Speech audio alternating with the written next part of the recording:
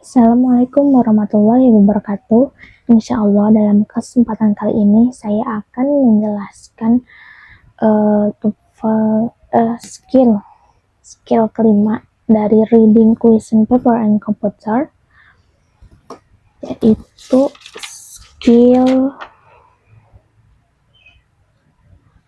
skill ke-4, bukan ke-5 ya, maaf, ke-4, keempat, yaitu find united details, yang mana dalam skill keempat ini kita tuh disuruh menemukan yang tidak tersirat ataupun yang tidak dinyatakan dalam teks tersebut. Dan nanti dalam soalnya biasanya kita tuh disuruh misalkan yang tidak dinyatakan dalam teks tersebut untuk kalimat ini itu apa gitu. Nah, biasanya kita tuh harus memperhatikan kan di setiap soal ada opsi, 4 opsi kan, A, B, C, D. Nah, biasanya ketiga opsi itu jawabannya benar, berarti sesuai dengan pernyataan yang dinyatakan dalam teks. Nah, satu jawaban yang tidak dinyatakan atau tidak sesuai. Nah, maka kita mencari jawaban yang salah atau yang tidak dinyatakan tersebut. Terus yang kedua, 3 jawabannya itu benar, berarti sesuai ya yang dinyatakan, dan satu itu tidak dinyatakan dalam bacaan, tidak ada dalam pernyataannya gitu. Saya di sini mengambil contoh soalnya di passage 1 yang question so, yang kedua, nomor kedua. Bisa dilihat ya. Soalnya yaitu which of the following is not stated about wallboard. Kita kunci dulu ya. Yang akan kita dicari itu wallboard is not stated about wallboard. Berarti yang tidak dinyatakan mengenai wallboard dalam teks tersebut.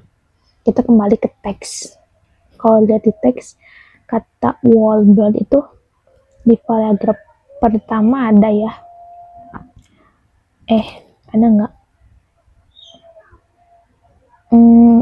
Di paragraf kedua ada wallboard S itu di 1, 2, 3, 4, 5 di ini tahu pas koma terus S wallboard dos yang itu. Tapi karena di sini tuh mencakup keseluruhan ya, maksudnya kita bisa jadi pernyataan tersebut tuh dari kedua paragraf tersebut. Coba kita lihat opsi jawabannya yang A, B, C, dan D. Yang pertama yang A, it is different for plasma. Kalau kita nih misalnya nggak tahu ya, nggak terlalu tahu artinya difference for plasma, ada nggak sih yang hampir katanya yang sama dengan difference for plasma? Di paragraf kedua yang awal itu plasma differs in several important ways from whole blood. Kalau di sini it is different for plasma, dan ini plasma difference in several important ways from whole blood. Ini berarti termasuk ya, benar, jawabannya benar. Terus yang B, it cannot be dried. Kata dried itu kita bisa temukan di paragraf kedua yang sebelum akhir. Plasma can be dried and stored. Kalau plasma can be dried and stored. Untuk plasma berarti kalau whole blood it cannot be dried. Berarti ini benar. Terus yang C. Kalau yang C, it is impossible to keep it in storage from a long time. Kalau yang ini kan tadi ya dalam yang B, kalau plasma can be dried and stored, dapat dikeringkan dan dibekukan.